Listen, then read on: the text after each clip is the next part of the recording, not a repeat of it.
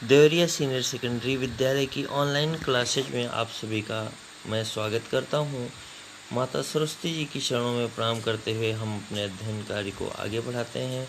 महादेव वर्मा के उस अध्याय जिसका नाम भक्तिन है, जिसकी कुछ कहानी आप पिछले 2 वीडियो में पढ़ चुके हैं, ये तीसरा वीडियो मैं आप लोगों के सामने लेकर के पेश हुआ हूँ। और इस वीडियो को आप लोग देखें, समझें। बात जहाँ भी समझ में नहीं आती है आप कमेंट के द्वारा या जैसे भी आपको अच्छा लगे आप पूछ सकते हैं, फ़ोन नंबर के ज़रिए पूछें। और आइए हम कहानी के उस अगले भाग की तरफ बढ़ते हैं। जब भक्तिन महादेव वर्मा के यहाँ नौकर का काम करने के लिए उपस्थित हो चुकी है, उसके बाद क्या क्या हुआ। दूसरे दिन पहले तो परिचय वगैरह हो गया था, आपने देखा ही, और उसके गले में कंठी माला पहनने के नाते उसका नाम भक्तिन रख दिया महादेव वर्मा ने। दूसरे दिन तड़के ही सिर पर कई लोटे औंधा कर यानी कई लोटे पानी डालकर उसने मेरी धुली धोती जल के छींटों से पवित्र कर पहनी और पूर्व के अंधकार और मेरी दीवार से फूटते हुए सूर्य और पीपल का 2 लोटे जल से अभिनंदन किया। यानी जब सूरज निकल रहा था उसी समय सूर्य भगवान का अभिनंदन किया, यानी उनको जल इत्यादि चढ़ाया। 2 मिनट नाक दबाकर जप करने के उपरांत जब वह कोयले की मोटी रेखा से अपने साम्राज्य की सीमा निश्चित कर चौके में प्रतिष्ठित हुई।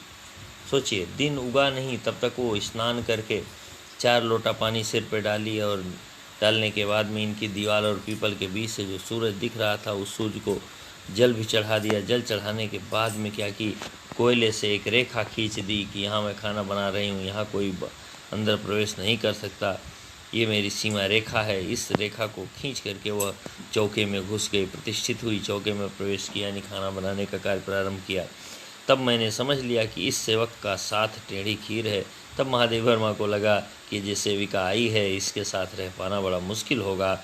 अपने भोजन के संबंध में नितांत वीतराग होने पर भी मैं पाक विद्या के लिए परिवार में प्रख्यात हूँ। मैं भोजन को अपने पसंद के हिसाब से नहीं खाती हूँ, जो भी मिला खा लिया, कभी कोई नानुकर नहीं की।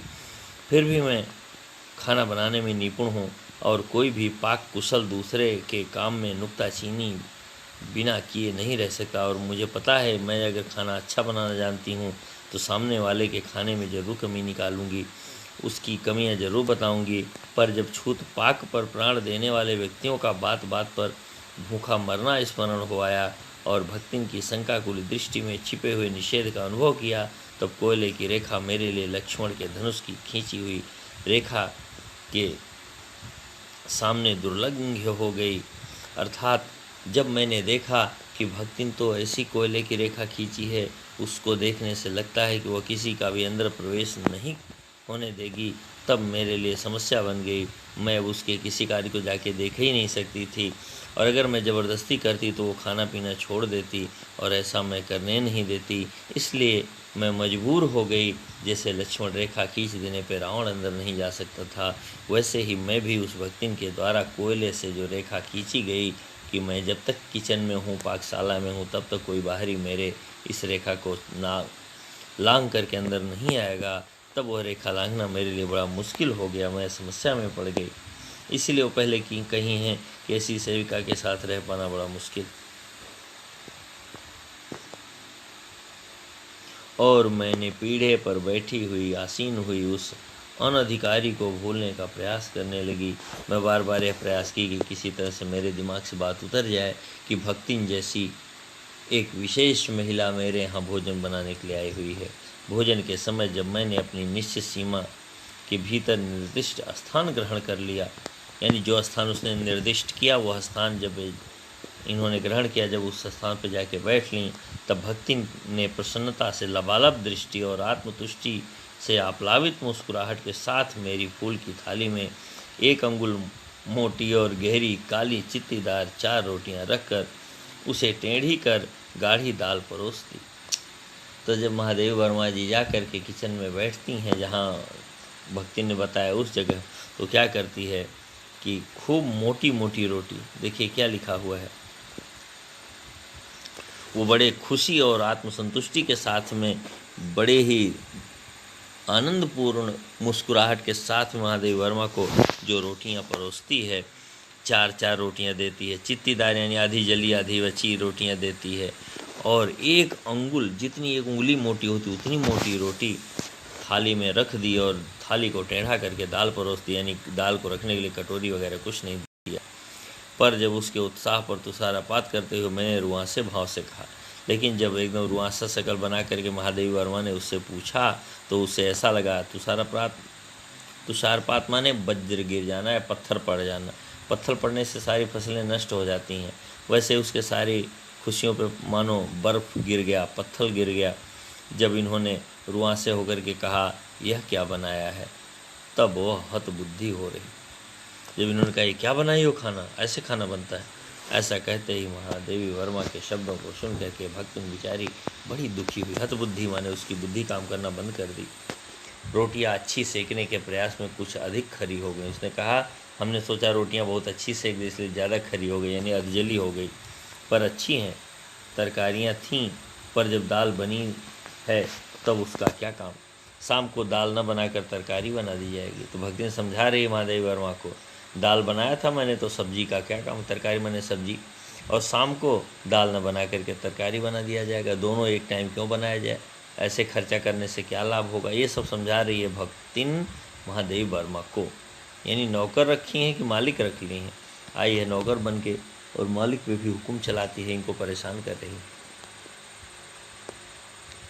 दूध घी मुझे अच्छा नहीं लगता, नहीं तो सब ठीक हो जाता। दूध घी से महादेवी वर्मा खा लेती ताकि उस भक्ति को कुछ कहती न।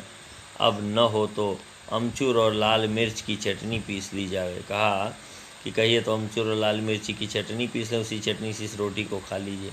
उससे भी काम न चले तो वह गांव से लाई हुई गठरी में थोड़ा सा गुड़ दे देगी। कहा अगर चटनी पीसने से भी आपसे रोटी नहीं खाई जाती है तो मैं गांव से जो गठरी लाई हूँ कपड़े उपड़े की, उसी में थोड़ा गुड़ रखी हूँ, मैं अपने वाले गुड़ में से आपको गुड़ दे सकती हूँ। बताइए, नौकरानी होकर अपने मालकिन के ऊपर दया दिखा रही है। और शहर के लोग क्या कलाबत्तू खाते हैं और व्यंग भी मारती है कि अगर ऐसा नहीं है तो आप क्या खाओगी। शहर के लोग कलाबत्तू माने खाने का कोई बहुत बड़ा भाग, व्यंग है इसका ये अर्थ निकल रहा है कि कोई बहुत बड़ा खाना थोड़ी खाते हैं, बहुत ऐसी चीज़ खाते हैं जो कहीं मिलती ना हो। यही सब तो शहर वाले भी खाते हैं। फिर वह कुछ अनाड़ी नहीं, आप फूहड़ नहीं है, यानी मैं अनाड़ी और फूहड़ थोड़ी हूँ। उसके ससुर पितिया, ससुर अजिया, सास आदि ने उसकी पाक कुशलता के लिए न जाने कितने मौखिक प्रमाण पत्र दे डाले हैं। और भक्ति ने बताया मेरे ससुर पितिया, ससुर अजिया, ससुर यानी जो सौतेले ससुर हैं या मतलब ससुर के चचेरे भाई हैं, ससुर के भी पिताजी हैं, इन सारे लोगों ने मौखिक प्रमाण पत्र दिए थे कि मैं बहुत बढ़िया खाना बनाना जानती हूँ, मुझे लोग शाबाशी देते थे। भक्तिन के इस सार गर्भित लेक्चर का प्रभाव यह हुआ कि मैं मीठे से विरक्ति के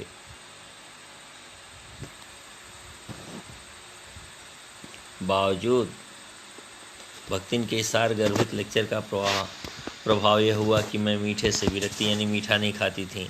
इसके बावजूद बिना गुड़ के और घी से अरुच के कारण, यानी घी इनको पसंद नहीं आती थी, गुड़ भी पसंद नहीं आता था। इसके बावजूद बेचारी महादेवी वर्मा रूखी दाल से एक मोटी रोटी खाकर बहुत ठाठ से यूनिवर्सिटी पहुंची। यानी उसी केवल दाल से जो छौंकियों की नहीं थी, ऐसी दाल से वह मोटी वाली रोटी खाई और केवल एक रोटी खाकर यूनिवर्सिटी पहुंच गई। कितना दुख है, नौकरानी के नाते इनको बदलना पड़ रहा है। न्याय सूत्र पढ़ते पढ़ते शहर और देहात के जीवन के इस अंतर पर विचार करती रही। मैं न्याय शास्त्र की क्लास ले रही थी और उसको पढ़ते पढ़ते मैं ये विचार भी कर रही थी कि अरे देहात वाले ऐसे खाना खाते हैं, शहर वाले हम लोग किस तरह से कितने अच्छे से खाना खाते हैं। अगर देहात वाले ऐसे ही खाते हैं तो उनका जीवन कितना दुखपूर्ण है। अलग भोजन की व्यवस्था करनी पड़ी थी। अपने गिरते हुए स्वास्थ्य और परिवार वालों की चिंता निवारण के लिए पर प्रबंध ऐसा हो गया कि उपचार का प्रश्न ही खो गया। इस देहाती वृद्धा ने जीवन की सरलता के प्रति मुझे इतना जागृत कर दिया था कि मैं अपनी असुविधाएं छिपाने लगी। महादेवी वर्मा इतनी परेशान हो गई कि ये अपनी असुविधाओं को, जो चीज़ इनके पास नहीं थी, उनको छुपाना प्रारंभ कर दी।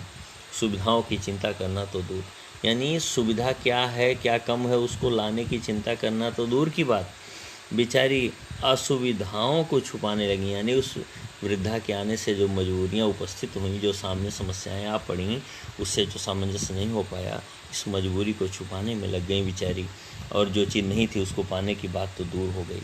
इसके अतिरिक्त भक्तिन का स्वभाव ही ऐसा बन चुका था कि वह दूसरों को अपने मन के अनुसार बना लेती थी। भक्तिन का ऐसा स्वभाव था, दूसरे को अपने अनुसार भले ढाल ले, वह कभी किसी दूसरे के अनुसार नहीं ढलती थी, और यह जीवन का सबसे बड़ा बेवकूफ़ी वाला काम है। अगर आदमी ऐसा करेगा तो जीवन में कभी सुखी नहीं रह सकता है।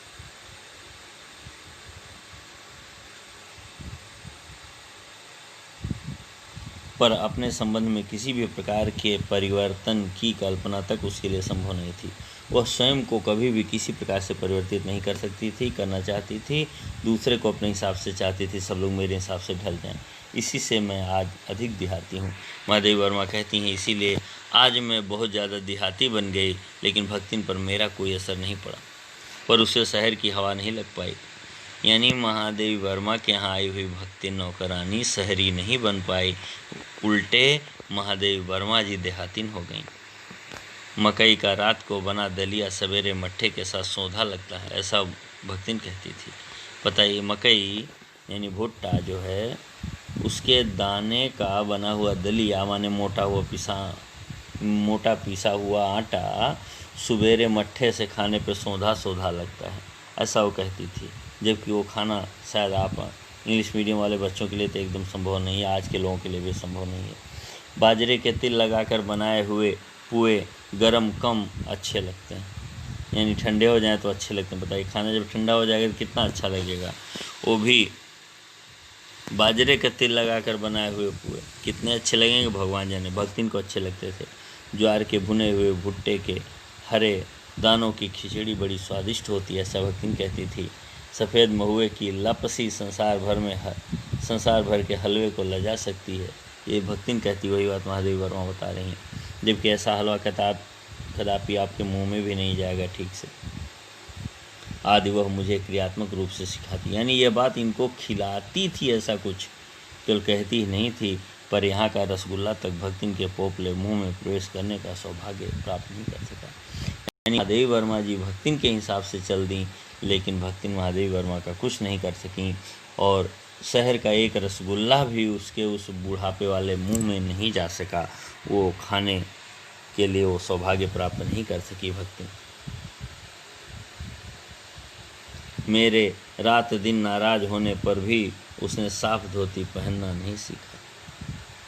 कोई भी धोती पहन लेती थी, पर मेरे स्वयं धोकर फैलाए हुए कपड़ों को वह तह करने के बहाने सिलोटों से भर देती थी। बल्कि महादेवी वर्मा का जो कपड़ा फैलाया गया रहता था साफ करके, उसको तह करना यानी चौपरतने के बहाने से वो इतना उसको एक तरह से कह लो गुमेच देती थी, इतना सिकोड़ के रख देती थी कि उसमें अलानाहा की क्रीच पड़ जाए तमाम। यानी वो प्रेस करने के बजाय उसका उल्टा है, यानी क्रीच लोग ख़त्म करते हैं, फालतू के मोड़ ख़त्म करते हैं प्रेस करके, और मोड़ दे देती थी, तमाम सिलवटें बना देती थी।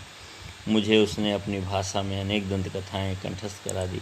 वह इतनी दंत कथा सुनाती थी कि मुझे उसकी दंत कथाएँ याद हो गई थीं, पर पुकारने पर वह आय के स्थान पर जी कहने का शिष्टाचार भी नहीं सीख सकती। लेकिन किसी को बुलाया जाए तो उसको जी कह के बोलना चाहिए, लेकिन वह भक्तिन इस बात को नहीं सीख पाई, आय ही कहती थी, जबकि आय कहना शिष्टाचार के विरुद्ध है। भक्तिन अच्छी है यह कहना कठिन होगा, क्योंकि उसमें दुर्गुणों का अभाव नहीं। भक्तिन अच्छी है यह कहना कठिन इसलिए है क्योंकि उसमें कमियां भी थीं, दुर्गुणों का अभाव नहीं, कमियां हैं।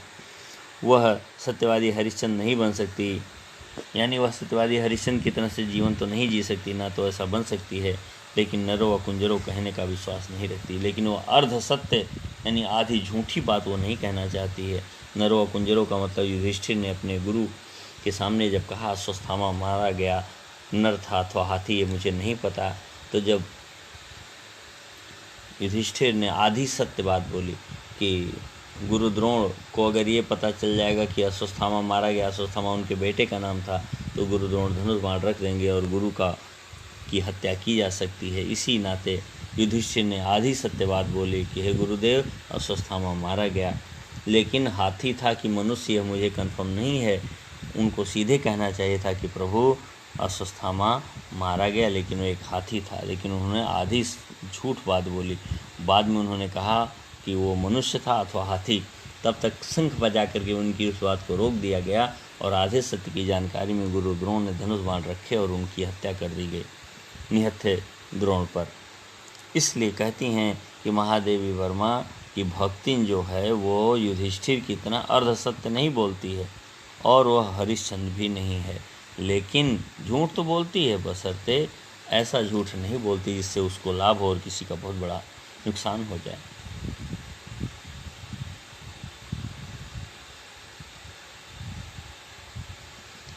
भक्ति अच्छी है यह कहना कठिन होगा, क्योंकि उसमें दुर्गुणों का अभाव नहीं। वह सत्यवादी हरिश्चंद्र नहीं बन सकती, पर नरों व कुंजरों कहने में विश्वास भी नहीं करती। मेरे इधर उधर पड़े पैसे रुपए भंडार घर की किसी मटकी में कैसे अंतर्हित हो जाते हैं, यानी भंडार घर की एक गगरी में मटकी में उन पैसों को छुपा के रख देती थी। यह रहस्य भी भक्ति जानती है, पर उस संबंध में किसी के संकेत करते ही वह उसे शास्त्रार्थ के लिए चुनौती दे डालती। अगर कोई कह दे कि तुम महादेव वर्मा का पैसा जो है छुपा करके एक घड़े में चुरा के रख देती हो, तो शास्त्रार्थ करने लगती थी, मैं चुरा के रखती नहीं हूँ, उनका पैसा उनके ही काम आएगा और मैं उसको क्यों सुरक्षित रखती हूँ, जिसको स्वीकार कर लेना किसी तर्क शिरोमणि के लिए संभव नहीं है। कोई तर्क शिरोमणि इस बात को स्वीकार नहीं करेगा, लेकिन भक्ति इतना लेक्चर पिलाएगी, इतना डायलॉग मारेगी, इसलिए लोग चुप हो जाते थे। यह उसका अपना घर ठहरा पैसा रुपया जो इधर उधर पड़ा देखा संभाल कर रख दिया, वो उसको अपना घर कहती है और कहती है जो इधर उधर पड़ा देखती हूँ उसको संभाल कर रख देती हूँ। यह क्या चोरी है? ये कोई चोरी थोड़ी है। उसके जीवन का परम कर्तव्य मुझे प्रसन्न रखना है, यानी वो भक्ति मुझे प्रसन्न रखने का ही एकमात्र उद्देश्य लेके चलती है। जिस बात से मुझे क्रोध आ सकता है उसे बदल कर इधर उधर करके बताना क्या झूठ है? नहीं, इधर उधर करके बताना उसके हिसाब से सच है। इतनी चोरी इतना झूठ तो धर्मराज महाराज में भी होगा, नहीं तो ये भगवान जी को कैसे प्रसन्न रख सकते? ऐसा भक्ति कहती थी कि जितना मैं झूठ बोलती इतना तो धर्मराज भी झूठ बोलते होंगे, नहीं तो भगवान को कैसे खुश रखते। शास्त्र का प्रश्न भी भक्ति ने अपनी सुविधा अनुसार सुलझा लेती थी, यानी शास्त्र का प्रश्न भी भक्ति ने अपनी सुविधा अनुसार बदल करके उसका प्रयोग कर लेती थी।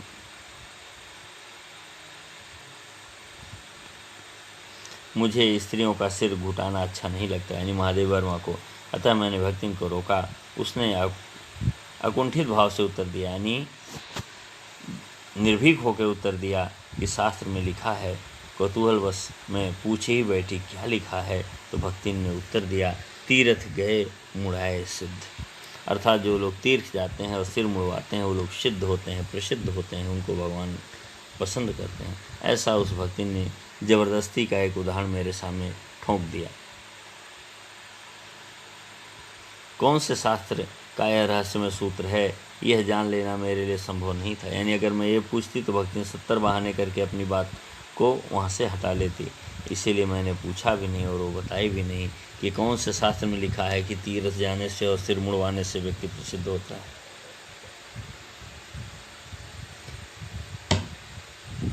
अतः मैं हार कर मौन रही और भक्ति का चूड़ा कर्म हर बृहस्पतिवार को एक दरिद्र नापित के गंगाजल से धुले उस तरह द्वारा यथाविध निष्पन्न होता रहा और मैं चुप हो गई। और उस भक्तिन का सिर एक गरीब नाई के द्वारा गंगा जल से धो करके और उस छुरे के द्वारा उस तरह के द्वारा टकली हो जाया करती थी, सिर छिलवा लिया करती थी, यही कह के कि सिर छिलवाना सिद्ध होने का, भगवान को प्रिय होने का सबसे बड़ा कारण है। पर वो मूर्ख है या विद्या बुद्धि का महत्व नहीं जानती, यह कहना असत्य कहना है। विद्या बुद्धि का महत्व तो जानती है, लेकिन उसके मन में जो बैठता है वही करती है, इसलिए ना तो उसको मूर्ख कहा जा सकता है, ना विद्या बुद्धि का महत्व जानने वाली कहा जा सकता है। अपनी विद्या के अभाव को वह मेरी पढ़ाई लिखाई पर अभिमान करके भर देती है। उसके पास पढ़ाई लिखाई नहीं है, मेरी पढ़ाई लिखाई के आधार पर वो भी अपने आप में अभिमान करती है। अपने विद्या के अभाव को मेरी पढ़ाई लिखाई पर अभिमान करके भर लेती है। एक बार जब मैंने सब काम करने वालों से अंगूठे के स्थान पर हस्ताक्षर लेने का नियम बना दिया, तब भक्ति बड़े कष्ट में पड़ गई, क्योंकि एक तो उससे पढ़ने की मुसीबत नहीं उठाई जा सकती, दूसरे सब गाड़ीवान दाइयों के साथ बैठकर पढ़ना उसकी वयोवृद्धता का अपमान होगा और ऐसा वो कदापि नहीं कर सकती है, इसलिए वो पढ़ने भी नहीं जाएगी।